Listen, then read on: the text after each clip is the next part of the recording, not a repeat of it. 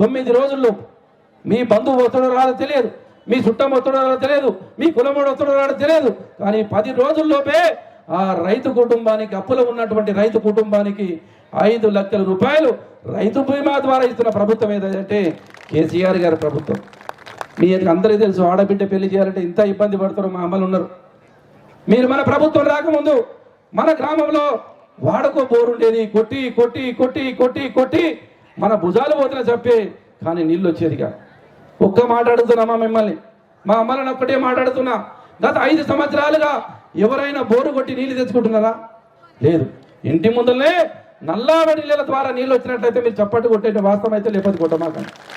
ఇది వాస్తవమే కదని చెప్పింది. మరి గతంలో రాలేదు, నీళ్ళు ఎందుకు రాలేదు? మహిళలు ఓట్లు కావాలి.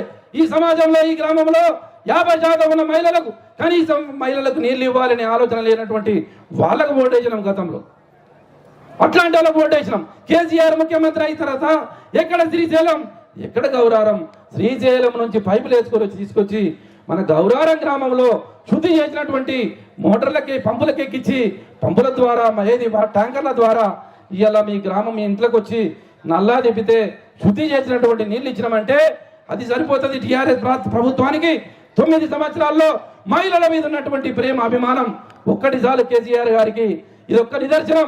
ఆడబిడ్డ పెళ్లి చేస్తే మీరందరూ ఆడవాళ్ళు, ఆడబిడ్డ పుడితే సంతోషపడాలి, కానీ ఆడబిడ్డ పెడితే బాధపడినటువంటి మాట వాస్తవమా కాదా? ఒక్కసారి మీరే చెప్పండి. మొదటి కాన్పులో, తొలిసూరి కాన్పులో ఆడబిడ్డ పుడితే మీ అమ్మ కానీ, మీ భర్త కానీ, మీ మామ కానీ ఏ విధంగా మాట్లాడిండో మీ అందరూ తెలుసు. కానీ ఆడబిడ్డ అంటే ఇష్టమే, ఆడబిడ్డ అంటే వద్దని కాదు. ఆడబిడ్డ పుడితే లక్ష్మీదేవితో సమానం. అయినా ఆడబిడ్డను వద్దనుకున్నాం, ఎందుకంటే పేదరికం ఉంది కాబట్టి. ఆ పిల్లను చదివించలేకపోతే, ఆ పిల్లను చదివించలేక ఆ ఒక అయ్యకిచ్చి పెళ్లి చేయాలంటే ఇప్పటికే అప్పుల పాలున్నాం, మళ్ళా అప్పుల పాలవుతామని చెప్పి ఆడబిడ్డలు వద్దనుకున్న మాట వాస్తవం కాదా? మరి ఇలా ఆడబిడ్డ పుడితే, పుట్టినప్పటి నుంచి ఆడబిడ్డ పుడితే 13,000 రూపాయలు ఇచ్చి ఇలా కేసీఆర్ కిట్ ద్వారా 13,000 రూపాయలు ఇస్తున్నది కేసీఆర్ కారు గుర్తు కాదా? ఇలా పుట్టిన తర్వాత అమ్మాయిని 5వ తరగతి నుంచి డిగ్రీ వరకు ఫ్రీగా రెసిడెన్షియల్ స్కూల్ పెట్టి చదివిస్తూ ఆ అమ్మాయిని ఒక ఆయనకి ఇచ్చి పెళ్లి చేస్తే 1,116 రూపాయలు ఇచ్చి ఆడబిడ్డ పెళ్లికి ఆసరగా ఉంటున్నది కారు గుర్తు బీఆర్ఎస్ పార్టీ, కేసీఆర్ కాదా? మరి ఇవన్నీ ఎందుకు చేయలేదు? ఇవన్నీ ఎందుకు చేయలేదు? గతంలో 65 ఏళ్ళ నుండి ఇలా భర్త చనిపోతే, ఇలా 65 సంవత్సరాలతో వచ్చే పిల్లలు లేకపోతే వాళ్ళ పింఛన్ లేక ఎంత ఇబ్బంది పడదు. గతంలో 200 వచ్చేది, ఇవాళ 2,000 వస్తుంది. ఇలా ముసలందరూ ఆత్మస్థైర్యంతో ఒకరి మీద ఆధారకుండా, కోడల మీద ఆధారకుండా, కొడుకు మీద ఆధారపడకుండా ఇవాళ వాళ్ళు దర్జాగా వాళ్ళ బతుకుతున్నారంటే దానికి కారణం కారు గుర్తు కేసీఆర్ కాదా? మరి ఇవాళ 257 మందికి ఎవరి మీద ఆధారపడకుండా, ఎవరిని చేయకుండా ఇవాళ మహిళలు, మా అమ్మలు, మా తాతలు ఇవాళ ఆత్మధైర్యంతో బతుకుతున్నారంటే అది కారు గుర్తు కేసీఆర్ ఉండడం వల్లనే ఇలా ఆత్మస్థైర్యంతో బతుకుతున్నారు. మళ్ళీ ఇవాళ అంటారు కొంతమంది వికలాంగులకు 3,000 ఇచ్చినాం. నిన్ననే కేసీఆర్ దాన్ని 3,000 నుంచి 4,000 వరకు పెంచినాం. రేపు 2,000 ఇచ్చేటలకు ఇవాళ మొదటగా 1,000 రూపాయలు ఇచ్చినాం. మళ్ళీ రెండోసారి గెలిపించారు, 2,000 ఇచ్చినాం. మళ్ళీ గెలిపియండి, తప్పకుండా ఇంకో 1,000 రూపాయలు పెంచైనా సరే కేసీఆర్ గారు తప్పకుండా 3,000 పింఛన్ చేస్తాడు. కేసీఆర్ గారికి పేదలంటే ప్రేమ, ముసలంటే ప్రేమ, బడుగు బలైన వర్గాలంటే ప్రేమ. తప్పకుండా కేసీఆర్ గారు సంపాదిస్తాం, రాష్ట్ర ఆదాయాన్ని పెంచుతాం. పెంచినటువంటి ఆదాయాన్ని ఎవరికి పంచుతాం? ఇట్లాంటి మీ పేదవాళ్ళకి పంచుతాం, ఉన్న వాళ్ళకి పంచాం. కాంగ్రెస్ ప్రభుత్వం ఉన్నాక, కాంగ్రెస్ ప్రభుత్వం ఉన్నప్పుడు ధనికులకు పంచింది. కేసీఆర్ ముఖ్యమంత్రి అయిన తర్వాత హైదరాబాద్ లో సంపాదించినటువంటి డబ్బును రైతు బంధు ద్వారా రైతులకు పంచుతున్నాం, రుణమాఫీ ద్వారా రైతులకు పంచుతున్నాం, ఉచిత కరెంటు ద్వారా రైతులకు పంచుతున్నాం, ఆసరా పింఛన్ల ద్వారా ముసలులకు పంచుతున్నాం, ఆడపిల్లలకు పెళ్లిళ్లకు కళ్యాణ తక్కువ పేదవాళ్ళకు పంచుతున్నాం. ఇది కేసీఆర్ గారికి పేదల మీద ఉన్నటువంటి ఒక ప్రేమకు నిదర్శనంగా నేను చెప్పడానికి ప్రయత్నం చేస్తున్నాను.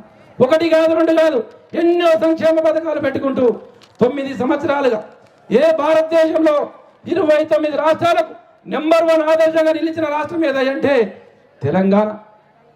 భారతదేశంలో ఇంటింటికి ఉచితంగా నీళ్ళు ఇస్తున్న రాష్ట్రం ఏదంటే తెలంగాణ. భారతదేశంలో రైతులకు 24 గంటలు కరెంట్ ఇస్తున్న రాష్ట్రం ఏదంటే తెలంగాణ.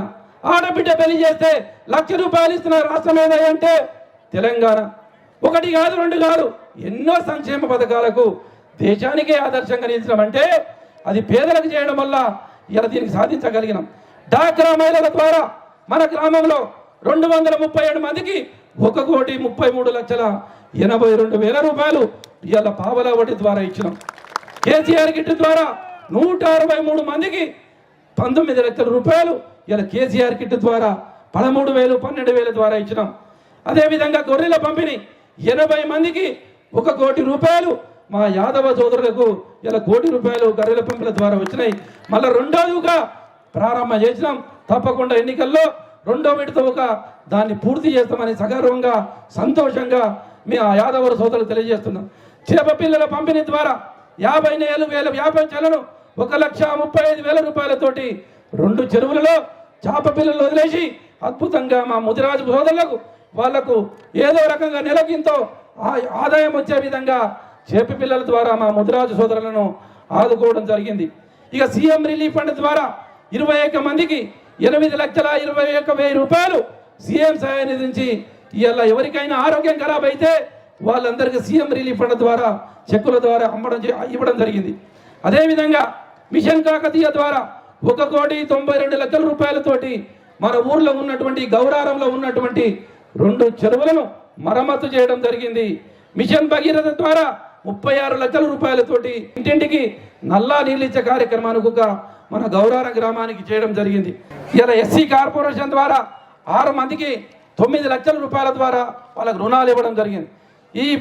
ఈ గ్రామానికి గత 9 ఏళ్లుగా గ్రామ పంచాయతీకి ఇచ్చిన నిధులు మొత్తం కలిపి ఇలా 1,54,64,000 రూపాయలు మన గ్రామానికి వివిధ డెవలప్మెంట్ ద్వారా వచ్చినాయి. గ్రామ పంచాయతీ ఇప్పుడే నేను కొబ్బరికాయ కొట్టిన 20 లక్షల రూపాయలు ఇలా గ్రామ పంచాయతీకి మంజూరైనాయి. అదేవిధంగా సీసీ రోడ్లకు కావచ్చు, డ్రైనేజీలకు కావచ్చు, మొత్తం కలిపి 1,54,64,000 రూపాయలు ఇలా మన గ్రామానికి వచ్చినాయి.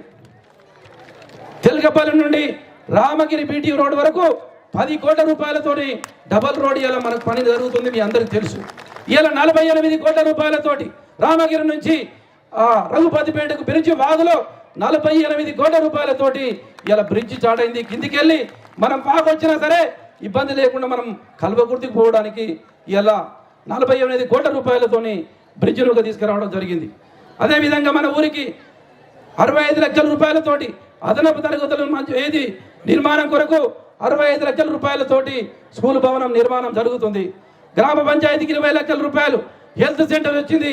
ఎవరికైనా వచ్చినా గ్రామ దవాఖానా అని చెప్పి, పల్లె దవాఖానా అని చెప్పి 20 లక్షల రూపాయలతోటి 2 డాక్టర్లతోటి ఇలా మనకు పల్లె దవాఖానాను 20 లక్షల రూపాయలతోటి మంచి డంపింగ్ యార్డ్ వరకు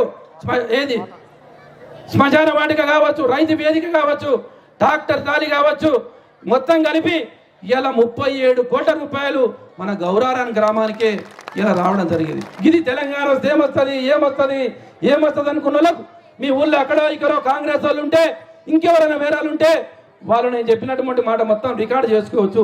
ఇంట్లో ఒకటి తప్పైనా సరే ఎంబడే రాజీనామా చేసి నేను రాజకీయాలకు వెళ్ళి తప్పుకుంటాను. ఎంబడే రాజకీయాలు తప్పుకుంటా, ఎవరైనా ప్రూఫ్ చేయాలి. ఎందుకంటే ఇది వాస్తవం. నేను చెప్తున్నటువంటి మాట వాస్తవం కాదు, పేపర్లు చెప్తున్నటువంటి వాస్తవం. ఇది అన్ని గ్రామాలకు జరిగినటువంటి నిధులు. ఇక రుణమాఫీ విషయానికి వస్తాం. కొంతమంది కాంగ్రెస్ వాళ్ళకు ఒక ఆశ ఉండే, కేసీఆర్ మాట ఇచ్చిండు, రుణమాఫీ చేస్తాడో లేదో దాన్ని వాడుకుందామని చూసిరు. అదొక అవకాశం వేరే కేసీఆర్ ఇస్తాడా? వేరే కేసీఆర్ ఇస్తాడా? ఇయ్యాడు. ఏది ఏమైనా సరే నాకు రైతులు ముఖ్యం, నా పేదలు ముఖ్యం, నా అమ్మలు ముఖ్యం, మా తాతలు ముఖ్యం, నా ఆడబిడ్డలు ముఖ్యం అని చెప్పి ఏది ఏమైనా సరే తప్పకుండా వాళ్ళకి ఆదుకోవాలి, రైతులను ఆదుకోవాలని చెప్పి కరోనా వచ్చింది. మళ్ళీ దాంట్లో కొంతమంది ఇప్పుడు చేయండి, ఎలక్షన్ల ముందుకు ఎందుకు చేసిందంటారు. అమ్మ పెట్టడంలో పెట్టలేదంట.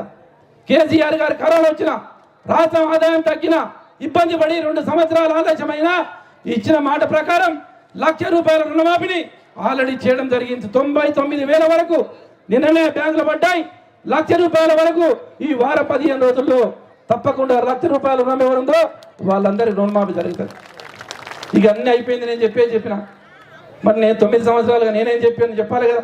ఇది అన్ని ప్రభుత్వం నుంచి. మరి నేను మీ అందరు తెలుసు, నేను ఒక కడుగు పేదరికం నుంచి వచ్చిన వ్యక్తిని.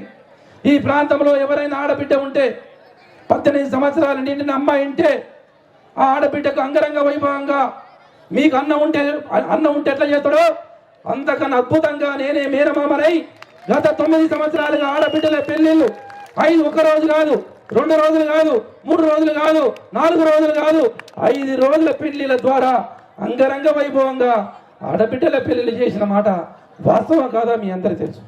మరి నేను డబ్బులు ఎక్కువ చేయలే, నేను పేదవాడిని, పేదరికం నుంచి వచ్చిన వాడిని. పురిటి నొప్పుల బాధ తల్లికింట తెలుసదో పేదవాడి బాధ అనుభవించిన వాడికి తెలుస్తుంది. ఆ పేదరికం గురించి తెలుసు కాబట్టి నా చెల్లెలు పెళ్లి చేయడానికి ఎంత ఇబ్బంది పడ్డానో ఆ ఇబ్బంది తెలుసు కాబట్టి ఇలా 9 సంవత్సరాలుగా మా ట్రస్ట్ ఆధ్వర్యంలో అంగరంగ వైభవంగా పోయేసారే మొన్ననే 220 మందికి అంగరంగ వైభవంగా పెళ్లి చేసినాం. ఇప్పటికి 1000 మంది పెళ్లి చేసినాం. ఒక పెళ్లి చేస్తేనే ఒక్క పెళ్లి చేయాలంటే మన ఇంట్లో ఎంత ఇబ్బంది పడతామో మీకు తెలుసు. మరి 220 మంది పెళ్ళిళ్ళు చేసింది ఎవరిది? పేదల పెళ్ళిళ్ళు, పేద బిడ్డ పెళ్ళిళ్ళు, ఉన్నోళ్ళ పెళ్ళిళ్ళు చేయలే. మరి జనార్దన్ రెడ్డి గురించి కులం అంట కడతారు. నాకు కులం లేదు, నాకు 2 తెలుసు. ఒకడు ఉన్నవాడు, ఒకడు లేనివాడు. నాకు మిగతా కులాలు తెలియదు. నేను చేస్తున్నటువంటి పెళ్ళిళ్ళలో పేదవాళ్ళే చేసుకుంటారు తప్ప ఉన్నవాళ్ళు ఎవరు చేస్తలేదు. నేను చేస్తున్నటువంటి కార్యక్రమాల్లో పేదవాళ్ళకే న్యాయం జరుగుతుంది, ఉన్న వాళ్ళకి న్యాయం జరుగుతలేదు. ఎందుకంటే ఇలా నా చెల్లెలు పెళ్లి చేయడానికి ఎంత ఇబ్బంది పడ్డానో ఆ ఇబ్బంది మీరు పడగలుగుతున్న ఉద్దేశంతో ఇలా ట్రస్టీ ఏర్పాటు చేసి ఇలా ఎమ్మెల్యే కాకముందే ఎమ్మెల్యే అయిన తర్వాత ఒక రంగరంగ వైభవంగా ప్రతి సంవత్సరం పెళ్లిళ్ళు చేస్తున్నాం.